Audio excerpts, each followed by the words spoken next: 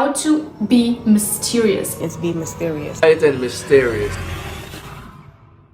Ne dis rien à personne, sois mystérieux ou mystérieuse, move in silence. On dirait que tout le monde devient obsédé par l'idée de devenir mystérieux. Alors aujourd'hui, on va voir pourquoi tout le monde cherche à être autant mystérieux, quelles sont les raisons derrière tout ça, mais aussi pourquoi selon moi ça peut être une bonne chose comme ça peut ne pas l'être dans certains cas. Alors, pourquoi les gens veulent être mystérieux? Vous savez, d'après ce que j'ai remarqué, beaucoup de gens maintenant cherchent à être mystérieux parce qu'ils ont peur d'attirer le mauvais œil ou la jalousie.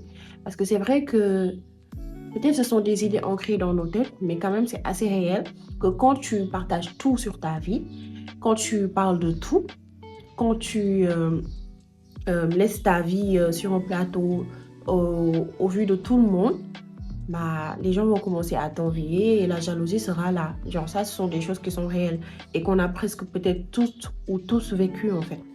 Et je me dis que la plupart du temps, moi personnellement, il y a beaucoup de choses que je ne fais plus, c'est parce que j'ai pris conscience de ça. Donc je me dis qu'il y a beaucoup d'autres personnes aussi, c'est parce qu'ils ont pris conscience de ça, qu'ils évitent maintenant de trop poster ou de trop parler de leur vie, que ce soit personnel, professionnel, et voilà. Et il y a aussi la protection spirituelle. Vous savez, beaucoup de personnes évitent de poster je ne parle même pas que de poster, mais vu que dans notre génération, c'est le truc qu'on fait le plus, poster pour afficher tout ce qu'on a ou tout ce qu'on est ou tout ce qu'on voudrait même être. Et il y a des personnes, ils évitent de faire tout ça, poster ou parler même de leur vie de tous les jours, parler avec les gens de leurs projets et autres, comme je l'ai dit tout à l'heure, pour ne pas attirer les mauvaises énergies. Parce que oui, certains croient que plus ils vont parler de leur vie, de leurs projets et autres, et plus ils vont attirer des mauvaises énergies. Et de ce fait, ils vont préférer garder les choses pour eux plutôt que de partager ça. Et ce n'est pas par égoïsme ou autre, mais c'est par protection d'eux-mêmes. Parce que c'est leur croyance. Il y a aussi le rejet de love sharing. Vous savez, il y a quelque temps, on était tous là, on partageait tout dans notre vie. Nos projets, chaque relation, que ce soit amicale ou amoureuse, toute partie de notre vie était partagée avec les autres, que ce soit sur les réseaux ou autre. C'était vraiment une fierté de le faire. Mais en ce moment, la tendance s'est inversée. Parce que vous savez maintenant, ceux qui partagent le moins, ceux qui vont plus laisser place au mystère, vont encore plus susciter de l'intérêt. Oui, on en est arrivé à un moment où plus tu vas te dévoiler, plus tu t'exposes, plus tu vas exposer tes propres failles. Et de ce fait, le mystère est maintenant perçu comme une forme de pouvoir. Il y a aussi le retour à l'intimité. Les gens commencent à se rendre compte que leur vie ne devrait pas être un livre ouvert où tout le monde peut avoir son mot à dire, où tout le monde a le droit de tout savoir. Et selon moi, c'est vrai. Parce que tout le monde n'a pas besoin de tout savoir dans ta vie. Si tu veux garder des choses pour toi, tu en as le droit et c'est nécessaire. Venons-en maintenant aux avantages de cette tendance d'être mystérieux. Plus de respect, moins de jugement. Tu sais, quand tu te montres constamment, tu racontes tout sur toi, sur ta vie privée, sur tes projets, sur tes relations, qu'elles soient amoureuses ou même professionnelles ou même amicales, que tu es là, tu parles de tes problèmes. En fait, tu étales toute ta vie privée sur la place publique. Ça devient très vite un piège. Tu vas te mettre à la merci des jugements, des critiques, mais aussi des attaques. Alors que plus tu vas te montrer discret, plus tu seras respecté. Et d'ailleurs, si vous regardez bien, c'est comme ça que ça se passe maintenant dans la société. Les gens qui sont discrets semblent être plus respectés et plus craints même, je voudrais dire. Parce que les gens qui sont toujours là dans leur coin, on ne sait pas à quoi s'attendre avec eux, les gens les touchent avec des pincettes parce qu'ils ne savent pas à quoi s'attendre en retour. Le fait de ne pas tout partager fera de toi une personne qu'on regardera différemment. Parce que c'est en fait, les gens respectent plus ce qu'ils ne connaissent pas complètement, ceux qui ont des choses en réserve. Comme on dit, ceux qui gardent un peu de mystère. Il y a aussi comme avantage l'aura du mystère. Regarde par exemple les célébrités. Je vais donner l'exemple de Beyoncé. Vous voyez que plus elle est discrète, plus elle fascine les gens, plus elle suscite l'intérêt sur elle. Ce n'est clairement pas une question de stratégie, c'est juste que le mystère génère de l'intérêt et c'est cet intérêt qui va mener au respect. La règle, elle est simple. Plus tu en dis, plus tu t'exposes, plus tu réduis la perception de ta valeur. Le mystère crée de l'intrigue. Tu ne le savais pas.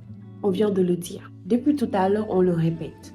Le mystère crée de l'intrigue. Quand tu es un mystère, tu deviens automatiquement une énigme à résoudre. C'est ce qui fait que les gens viennent vers toi. Ils sont curieux, ils veulent en savoir plus, ils veulent te connaître, ils veulent savoir qui se cache derrière cette personne mystérieuse. Et c'est ça qui est puissant parce que pendant ce temps, toi tu gardes le contrôle sur ce que tu veux partager et ce que tu veux garder pour toi.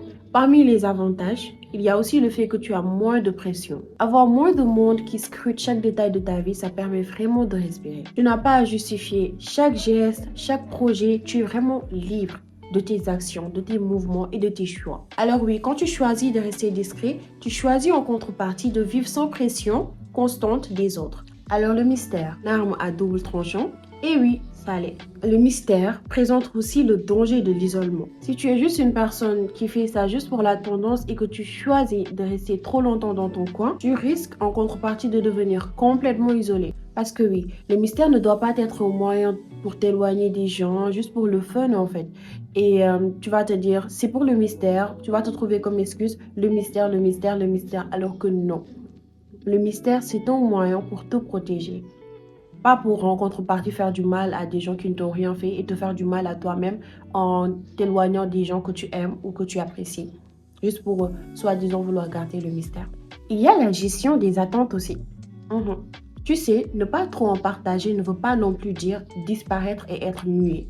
Je comprends que parfois l'équilibre entre le mystère et l'ouverture est assez délicat. Mais si tu ne partages rien aux gens que tu aimes, qui te veulent du bien, qui cherchent à te protéger eux aussi, qui ne veulent que ton bonheur, comment veux-tu qu'ils sachent quand tu ne vas pas bien, quand tu as besoin d'aide? Comment veux-tu qu'ils soient là pour toi en fait? Il y a aussi le masque du mystère. Vous savez, beaucoup utilisent le mystère comme un masque. Ils ne l'utilisent pas non pas par stratégie, pour se protéger pour de bonnes causes, mais pour se protéger pour de mauvaises causes, comme par peur d'être jugé. Et dans ce cas-là, le mystère va être une manière de fuir. Et ça, ce n'est absolument pas ce que je préconise. Parce que l'idée, c'est de choisir consciemment ce que je veux partager ou pas, et non pas de fuir par peur d'être jugé ou par peur d'affronter le regard des autres. Tu ne vas pas t'empêcher de vivre, de faire ce que tu veux parce que tu as peur des autres. Et tu vas utiliser en contrepartie la tendance du mystère en te disant que tu fais les choses bien alors que pas du tout, absolument pas. Et c'est pareil avec cette peur d'être jugé. Il faut l'affronter au lieu de la fuir en portant un masque. Il y a aussi le respect de soi et des autres.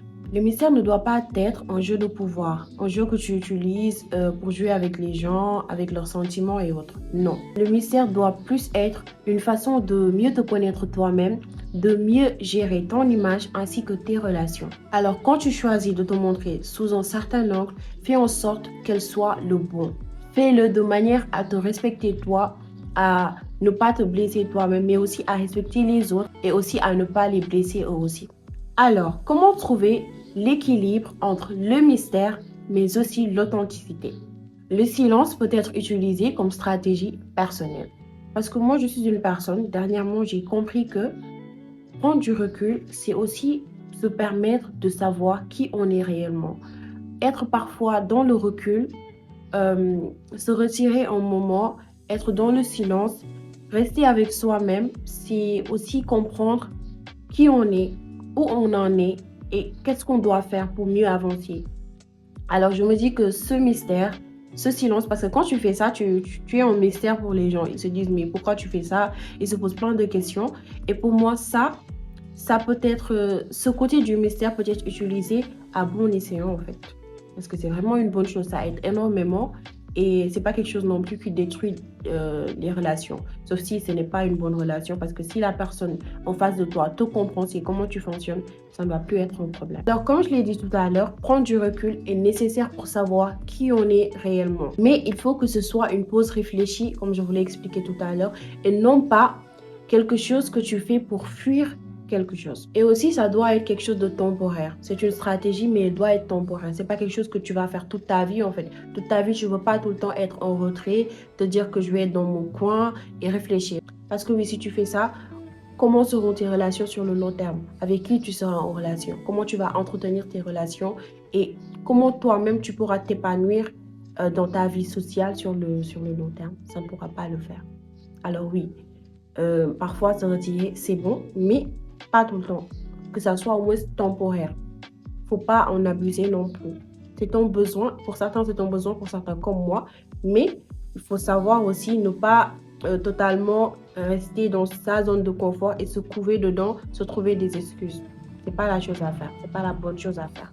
Quand et pourquoi partager? Le silence ne veut pas non plus dire se couper du monde. Et oui, il s'agit simplement de savoir à qui tu t'adresses, pourquoi tu t'adresses à eux, pourquoi et quand le faire. Et c'est toi qui choisis. Tu ne le fais pas parce que les gens s'attendent à ce que tu le fasses, parce que tu sens qu'il faut que tu le fasses parce que eux, ils l'ont déjà fait, ou parce que tu vois que tout le monde le fait, par exemple, sur les réseaux. Non, tu dois choisir consciemment d'avoir cette envie-là, et d'avoir cette envie-là, autant pour moi, de le faire pour le faire. L'authenticité, l'élément clé. Oui, le mystère n'est pas là pour cacher tes faiblesses. Moi, je te le dis dès à présent. Il s'agit selon moi de garder une part de toi-même qui va permettre de te protéger, de protéger quelque chose qui est précieux pour toi et non pas quelque chose qui a pour but, autant pour moi, d'être inaccessible. Non. Pour moi, c'est pas ça le mystère. C'est pas ça être mystérieux en fait. Parce qu'en soi, tu veux être inaccessible, pourquoi? À quoi ça va te servir? Moi, je me dis, la vie, elle est assez simple et on se la complique parfois. C'est simple. Sois mystérieux si tu veux, mais tu n'as pas besoin d'être inaccessible. Être inaccessible peut te gâcher plein de choses. Sois mystérieux, sois authentique. Fais en sorte que les gens te respectent. Respecte-toi toi-même. Respecte les autres. Sois bien avec les autres. Comporte-toi bien avec les autres. Et pose des limites de sorte que les gens te rendent ce que tu leur donnes toi. Et c'est fini. Tu vivras une vie où tu devras, autant pour moi, normalement te sentir épanoui. Tu n'as pas besoin d'être inaccessible. Parfois, je ne comprends pas certaines tendances qu'on veut mettre en place juste comme ça, en fait. Parce que pour moi, sur le court terme, les gens pourront être là à dire « mais je veux la connaître, c'est qui cette fille, ou c'est qui cet homme, pourquoi il est autant inaccessible, pourquoi elle est autant inaccessible ?» Mais sur le long terme, tu vas saouler les gens. Les gens n'ont pas que ça à faire, en fait. Donc, il faut savoir ce qu'on veut au bout d'un moment et pourquoi on veut le faire. Si tu veux être inaccessible, il faut savoir pourquoi tu veux l'être, en fait.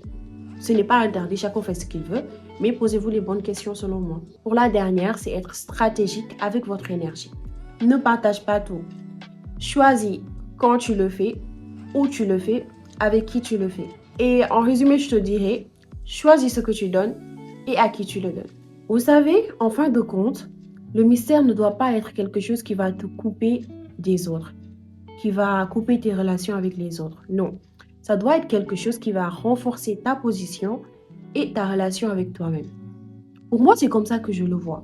Ta relation avec toi-même, mais aussi ta relation avec les autres. Parce que pour moi, dès que ta relation avec toi-même, elle est renforcée, elle se travaille, automatiquement, ta relation avec les autres se fera. Donc, ce n'est pas quelque chose de négatif en soi. Ça dépend seulement de comment on l'utilise. Donc, du coup, en résumé, disons que être mystérieux, c'est bien, mais être authentique, l'est plus. Le but, c'est de savoir équilibrer entre ton besoin de mystère et ton désir de partager tout en restant fidèle à toi-même. Le mystère peut certes être puissant, mais c'est ton énergie et ta vérité qui vont pousser les gens à te respecter. Et n'oublie pas de me dire en commentaire si tu es team être mystérieux ou team oversharing. Au fond, selon moi, la question elle ne devrait même pas être faut-il être mystérieux ou non. La vraie question elle devrait être pourquoi sommes-nous autant obsédés à tout exposer et tout partager. Le mystère ne devrait même pas être en jeu pour attiser l'intérêt. N'oubliez jamais que être mystérieux ne devrait pas être une fin en soi, mais plutôt un moyen d'affirmer sa liberté. Ce n'est pas la quantité d'informations qu'on partage qui définit notre valeur, mais la façon dont on choisit de le faire et de s'en servir pour créer des connexions plus authentiques. À la fin, vous savez, être respecté ne vient pas du fait d'être mystérieux ou de se taire. Non, non. Ça vient de la manière dont on choisit de le faire, dont on choisit ce qu'on va partager ou non, ce qu'on va dire ou non. Est-ce qu'on a besoin de s'éloigner au moment pour notre propre bien ou non? Donc en fait, le respect va venir du fait que vous vous choisissez, que vous vous priorisez, que vous vous aimez, que vous choisissez votre propre bien-être plutôt que de choisir de faire plaisir aux autres en leur partageant des choses qui ne vont pas vous aider personnellement à aller de l'avant ou à être mieux dans votre corps ou dans votre esprit. Choisissez-vous et vous verrez que tout se fera naturellement et plus facilement. Que vous le faites en étant mystérieux ou non, juste choisissez votre paix intérieure, votre paix émotionnelle et votre paix de l'esprit. Si vous faites ça, très honnêtement, vous allez voir que toutes les choses que vous cherchez en étant mystérieux ou non vont venir naturellement. Parce que l'essentiel, c'est juste d'être bien avec soi-même. Quand vous faites des choses, quand vous utilisez la tendance là à être mystérieux alors que vous n'en avez pas envie, vous n'allez jamais attirer ce que vous voulez. Il faut faire des choses qui vont vibrer en vous. Il faut faire des choses qui vous parlent. Il faut faire des choses qui sont en accord avec ce que vous êtes, avec ce que vous voulez. C'est ça qui fait gagner en fait. Alors, choisissez bien ce que vous voulez faire et comment vous adoptez les choses que vous voyez sur les réseaux et les tendances surtout. Alors, on en arrive à la fin de cette vidéo. Alors, si cette vidéo t'a plu, n'hésite pas à t'abonner, à liker et à partager à des gens à qui tu penses que ça sera bénéfique. On se dit à la prochaine. Bye!